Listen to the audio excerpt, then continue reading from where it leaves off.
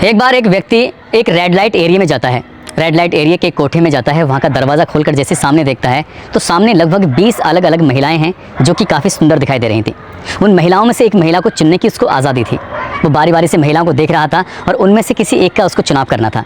जैसे ही एक महिला पर उसकी नज़र पहुंचती है तो उस महिला की आंखें झुक जाती हैं। उस महिला की झुकी हुई नज़रों को देखने के बाद वो सोचने पर मजबूर हो जाता है। ऐसा लग रहा था कि ये चेहरा तो कोई जाना पहचाना चेहरा है, क्योंकि उसके पहनावे, उसके कपड़े अब से पहले शायद उसने इस तरह से कभी उसे देखा नहीं था। वो उसी महिला का चयन करता है और उसे कमरे के अंदर लेके जाता है। जब उससे बातचीत करता है तो पता चलता है कि वो महिला कोई और नहीं बल्कि उसी की धर्म पत्नी है, उसी की बीवी है।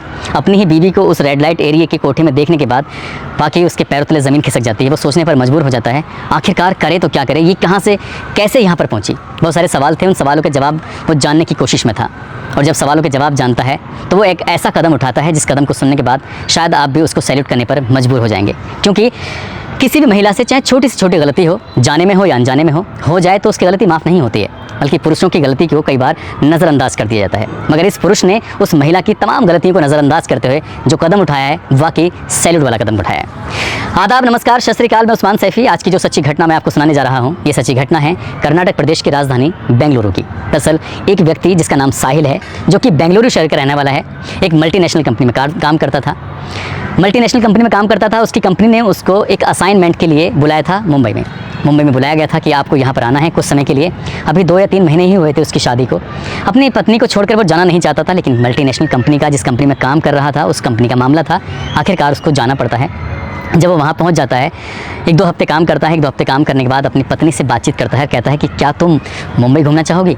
जैसे ये बात अपनी पत्नी से कहता है तो उसकी पत्नी एकदम खुश हो जाती है, खिलखिला जाती है। कहती है कि मेरा तो सपना था बचपन का, बचपन से ही मैं चाहती कि मुंबई जाऊँ, वहाँ जाके देखूँ। आज तक तो मैंने सिर्फ मुंबई को टेलीविज़न पे या फिर फिल्मों में देखा है, साक्षात देखने को मिलेगा तो कितनी अच्छी बात है।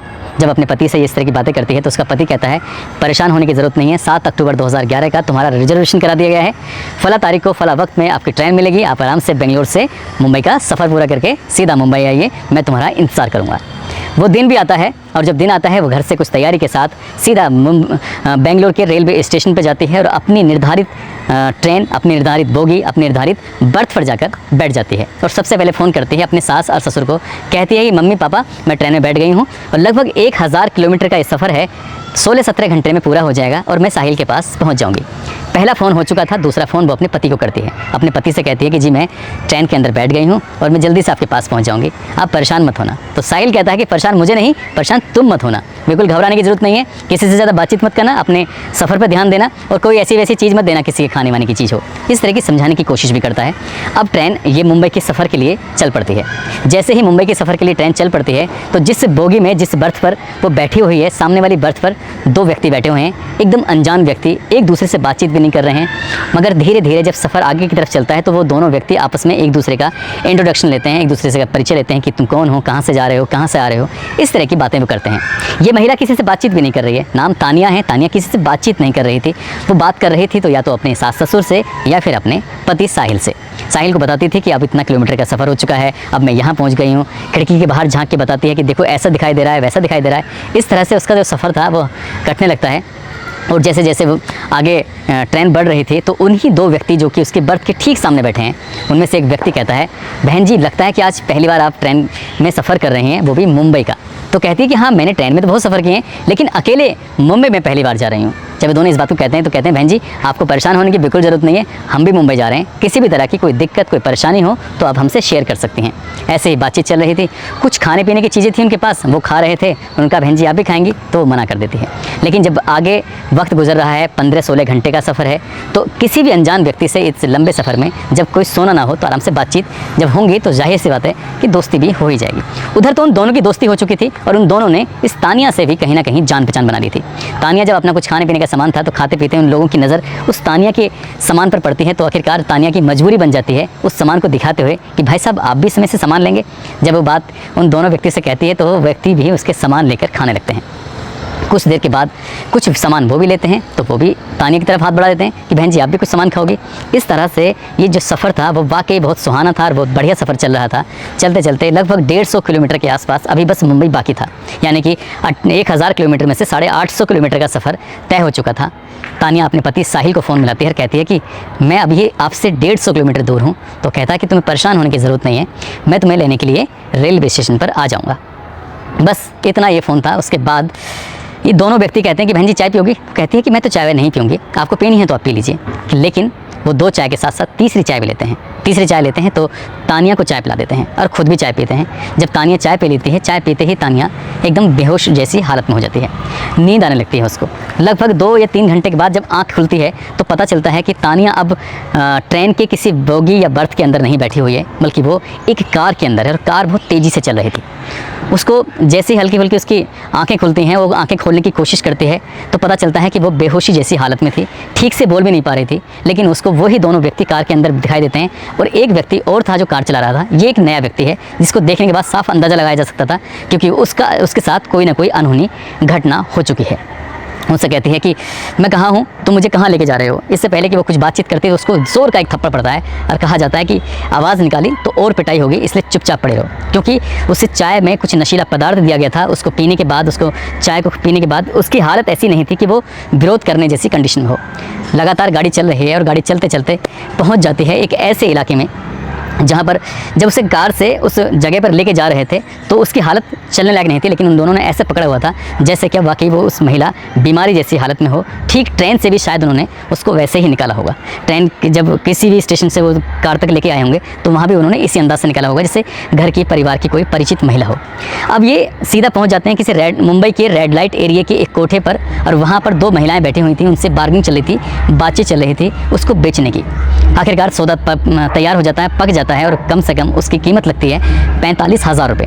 45,000 रुपये लेकर वो दोनों व्यक्ति वहाँ से रफू चक्कर हो जाते हैं और वो महिला उसे हल्का हल्का होश आने लगता है और वो गिड़गिड़ाने लगती है, वो रोने लगती है, वो रहम की भीख भी मांगती है। उन दोनों से भी वो उसे ठोकर मारते हुए वहाँ से निकल जाते हैं। अब ये एक कोठे पर मौजूद थी और कोठे का नज़ारा जब देखती है, दृश्य देखती है तो वहाँ पर पहले से ही कितनी ही लड़कियाँ थीं जिन्होंने अपने लिबास भी ऐसे पहने हुए थे जिसे देखकर कोई भी पुरुष उत्तेजित हो जाए। अब उस महिला को एक कमरे में बंद कर दिया जाता है क्योंकि वो विरोध करने पर उतारू हो गई थी। वो चीख रही थी, चिल्ला रही थी, इसलिए उसको बांध कर एक कुर्सी पर रखा जाता है और चिल्लाए ना इसलिए उसका मुंह भी बंद कर दिया जाता है। बात 7 अक्टूबर को वो घर से चली थी। अब ये 8 अक्टूबर, 9 अक्टूबर इस तरह से एक एक दिन गुजरने लगता है और धीरे धीरे करके लगभग 15 दिन गुजर जाते हैं। उधर उसका पति रेलवे स्टेशन पे इंतज़ार कर रहा था। काफ़ी इंतज़ार करने के बाद जब उसकी पत्नी उसको वहाँ दिखाई नहीं देती है तो वो बहुत परेशान हो जाता है। फ़ोन करता है तो स्विच ऑफ आता है, अपने माँ बाप से पूछता है, फिर जाकर रेलवे स्टेशन पर जीआरपी को भी सूचना देता है, साथ ही पुलिस स्टेशन में भी जाता है और अपनी पत्नी की गुमशुदगी दर्ज कराता है। वो तमाम कोशिशें करता है अपनी पत्नी को तलाश करने की ताकि उसकी पत्नी मिल जाए। सीधा वो बेंगलोर के रेलवे स्टेशन पर जाता है और जाकर वहाँ की CCTV चेक कराता है, देखता है कि वाकई उसकी पत्नी तो रेलवे स्टेशन के पर आई है और ट्रेन के अंदर बैठी है, लेकिन है तो कहाँ है। वो तमाम कोशिशें कर रहा था उधर। इधर उसकी पत्नी टॉर्चर हो रही थी, रोज़ उसको मारा जाता था, रोज़ उसको पीटा जाता था, रोज़ उसको खाना भी नहीं दिया जाता था और जितनी जाति जितना हैवानियत उसके साथ हो रही थी उसकी उसने कभी कल्पना भी नहीं की थी। जब धीरे धीरे एक दिन गुजरने लगते हैं, 16वें दिन उस कोठे की जो मालिक है सुनीता पुजारी उससे कहती है कि बहुत दिन हो गए, यदि आज तुम तैयार होकर ग्राहक के लिए तैयार नहीं होती हो तो फिर तुम्हारा वो हश्र किया जाएगा जिसकी तुमने कभी कल्पना भी नहीं की थी। लड़कियों इसको समझा दो। जो पहले से वहाँ लड़कियाँ काम कर रही थी उन लड़कियों पर दबाव बनाया जाता है और वो लड़कियाँ कहती हैं कि तानिया तुम मान जाओ क्योंकि अब यहाँ से तुम्हारे जाने के रास्ते सब बंद हो चुके हैं, तुम्हें यहीं रहना होगा, यही काम करना होगा, अब तुम्हें कोई छुड़ा नहीं सकता, कोई तुम्हें बचा नहीं सकता, कोई तुम्हारी यह मदद करने वाला भी नहीं आएगा। 16वें दिन आखिरकार तानिया टूट जाती है और तानिया भी ऐसे कपड़े पहनती है जिसको कपड़े को देखने के बाद कोई भी पुरुष उसकी तरफ उत्तेजित हो जाए, आकर्षित हो जाए। और आज उन 20-22 महिलाओं में से तानिया का नंबर था क्योंकि ग्राहक ने तानिया को ही पसंद किया था। तानिया को लेकर वो कमरे में जाता है और जाने के बाद जैसे ही वो अंदर के दरवाज़ा बंद करता है, चटकनी बंद करता है, तो वो तानिया गिड़गिड़ाने लगती है, रोने लगती है और रोती भी ऐसे है कि उस कमरे से उसकी आवाज़ बाहर नहीं जाती। उसकी आंखों में आंसू थे और वो आंसू टपक रहे थे। रोते हुए पैरों में पकड़ के वो कहती है कि भैया मुझे माफ़ कर दीजिए, मैं ऐसे से यहाँ पर चले आई हूँ, मेरे पति साहिल हैं जो कि मल्टीनेशनल कंपनी में काम करते हैं, मुझे तो सिर्फ यहाँ मुंबई घूमने के लिए आना था, किसी ने मुझे चाय में कुछ नशीला पदार्थ पिलाया और मुझे यहाँ पहुँचा दिया। वो अपनी परेशानी, अपना दर्द जब बयां करती है तो उस व्यक्ति ने, हालांकि कोठे पर आने वाला व्यक्ति कभी शरीफ तो हो ही नहीं सकता, इसलिए उस व्यक्ति ने इंसानियत का परिचय देते हुए कहा कि मैं तुम्हारी क्या मदद कर सकता हूँ। जब बात मदद करने की आती है तब वो कहती है कि मुझे मेरे पति से बात करा दो। उधर उसका पति अपनी पत्नी को तलाश करने की तमाम वो कोशिश कोशिशें कर रहा था। आखिरकार वो बार बार फ़ोन देखता था, वो सोच भी रहा था कि सफ़र शुरू होता है तब फ़ोन आता है, सुबह शाम रोज़ फ़ोन करती थी, अब फ़ोन आता भी नहीं है, फ़ोन स्विच ऑफ हो रहा है। लेकिन 16वें दिन जाकर जब एक अनजान नंबर से फ़ोन आता है साहिल के पास और आवाज़ आती है कि रोते हुए कि मैं तानिया बात कर रही हूँ, मैं कहाँ हूँ मुझे नहीं पता, मुझे बचा लो, मुझे यहाँ नहीं रहना है। जब पूरी कहानी कुछ बातचीत सुनता है तो वो कहता है कि तुम हो कहाँ पर? कहता है मुझे नहीं पता। तानिया मना कर दी थी, मुझे कुछ नहीं पता। ये कहाँ है, किस कमरे में है, किस कोठे पर है, किस रेड लाइट एरिया में है, वो इलाका कौन सा है, सारी जानकारी वो व्यक्ति देता है जो व्यक्ति अभी तक उसकी मदद कर रहा था। साहिल को जब उसकी सूचना मिल जाती है तो साहिल सोचने पर मजबूर हो जाता है कि आखिरकार करूँ तो क्या करूँ, इसको कैसे बचाऊँ। जब बात बचाने की आती है वो कहता है कि पुलिस के पास जाऊँगा, पुलिस वहाँ पर छापा मारेगी तो पता चला कि वो कोठे से गायब कर दिया है, कुछ उसको नुकसान पहुँचा दिया, तो इसलिए वो ऐसा कुछ नहीं करता है और वो सीधा बजाय पुलिस की मदद लेने के वो सीधा पहुँच जाता है ग्राहक बनकर उसी कोठे पर। और उसी कोठे पर जाने के बाद तब तक वो पुराना ग्राहक जा चुका था, अब नया ग्राहक साहिल बनकर आता है और उन महिलाओं में से तलाश करता है, अपनी बीवी को ढूंढने की कोशिश करता है। हर महिला को रिजेक्ट कर देता है, ये नहीं चाहिए, ये नहीं चाहिए, ये नहीं चाहिए। जब नंबर आता है तानिया का कि हाँ एक लड़की जो नई वाली है उसको लिखाओ, शायद उसको ये पसंद कर लेगा। तानिया को देखता है, तानिया को देखते ही उसकी बीवी की नज़रें झुक जाती हैं, डबडबाने लगती हैं, आँखों से आंसू टपकने लगते हैं। वो अपनी पत्नी को देखकर हैरान था, परेशान था और सीधा कहता है कि मुझे यही लड़की चाहिए। उसको लेकर वो कोठे के अंदर जाता है और उसकी पूरी कहानी सुनता है कि आखिरकार यहाँ कैसे पहुँची। वो अपनी पत्नी से नाराज़ नहीं होता बल्कि उसको सीने से लगाता है और उसे कहता है कि तुम्हें परेशान होने की ज़रूरत नहीं है, अब ज़रूरत है हमें ठंडे दिमाग से काम लेने की और यहाँ से सोचो कि निकलें कैसे। हमने यहाँ से भागने की कोशिश की तो ये लोग हम पे हमला कर देंगे, हमें मार भी सकते हैं, हमें नुकसान पहुँचा सकते हैं। तभी बैठे बैठे साहिल को एक तरकीब सूझी और वो पुलिस कंट्रोल रूम को फ़ोन करता है और पूरी कहानी 7 अक्टूबर से गायब होने से लेकर अभी तक की पूरी कहानी बताता है। बताते बताते कहता है कि पुलिस को कि मेरी पत्नी रेड लाइट एरिया के फला कोठे पर फला रूम में है, आप जल्दी से आ जाइए। पुलिस ने वाकई ईमानदारी का काम किया, बहुत अच्छा काम किया। मुंबई पुलिस भी वाकई सैल्यूट की हकदार है। मैं बात कर रहा हूँ सन 2011 की उस किस्से की। भारी पुलिस वहाँ पर बहुत बड़ी संख्या में पुलिस पहुँचती है, उस कोठे को घेर लेती है। साथ ही जब वहाँ पर छापा मारा जाता है, वहाँ पर एक कमरे की तलाशी ली जाती है तो साहिल और तानिया भी एक कमरे के अंदर मौजूद मिलते हैं और दोनों की हालत देखने दिखाने लायक थी। पुलिस उन्हें सुरक्षित वहाँ से निकालती है। न केवल तानिया को वहाँ से निकालती है बल्कि ऐसी कई लड़कियाँ थीं जो बेवजह ऐसे ही दलालों के चंगुल में फंस जाती हैं। उन दलालों के बारे में जब पता करने की कोशिश की जाती है तो पता चलता है कि वो दलाल सिर्फ रेलवे स्टेशन, बस स्टॉप ऐसी जगहों पर ही नज़र गाड़े रहते हैं, गिद्ध की तरह। कोई लड़की, कोई महिला, कोई ऐसी कोई अकेली जा रही हो तो उसको जो कोई सुंदर दिखने में हो ताकि उसको निशाना बनाया जा सके, उसके किसी भी तरकीब से कोठे तक लाकर उसको बेचा जा सके। तानिया भी तो ऐसे ही बिकी गई थी। तानिया को बहुत देर के बाद होश आया था, हालांकि वो अपने पति के पास थी। पुलिस ने उसको छुड़ाकर यहाँ से वापस बेंगलोर उन दोनों को भेज दिया और पुलिस ने जब यहाँ से इसकी जो मालकिन है कोठे की, सुनीता पुजारी और रमीदा शेख, इन दोनों के साथ साथ 2 और व्यक्तियों को गिरफ्तार किया। साथ ही इन चारों की मदद से उन दोनों दलालों को भी कई दिनों की मशक्क़त के बाद आखिरकार गिरफ्तार कर लिया। दोस्तों, ये वाकई साहिल ने बहुत ही अच्छा, बहुत ही इंसानियत का बहुत नेक काम किया जो उसने अपनी पत्नी की ज़िंदगी को बचाया। कोई भी अगर व्यक्ति होगा तो शायद अपनी पत्नी की इतनी छोटी सी बात को देखते हुए उस पर तमाम तरह के लांछन भी लगा सकता था और कह सकता था कि तुम यहीं कोठे पर रहो, अब मेरी ज़िंदगी में तुम्हें आने की कोई ज़रूरत नहीं है। उसने इंसानियत का परिचय देते हुए अपनी पत्नी को बचाया और कई लड़कियों को भी उसने वहाँ से बचाया। दोस्तों, वाकई इसने व्यक्ति ने सैल्यूट का काम किया है, सैल्यूट का हकदार है। साथ ही मैं आपको जाते जाते मैं आपको बता दूं कि जब भी आप कभी सफ़र पे हों तो किसी का सामान ना खाएं, किसी से ज़्यादा दोस्ती ना करें, किसी से बातचीत करने की कोशिश ना करें। पता नहीं कौन व्यक्ति किस रूप में आपको नुकसान पहुंचा दे। जैसे कि इन दोनों दलालों ने तानिया को नुकसान पहुंचाया था। वो तो अच्छा था कि उसके शौहर ने, उसके पति ने उसको ऐसी दलदल में फंसने से, धंसने से बचा लिया।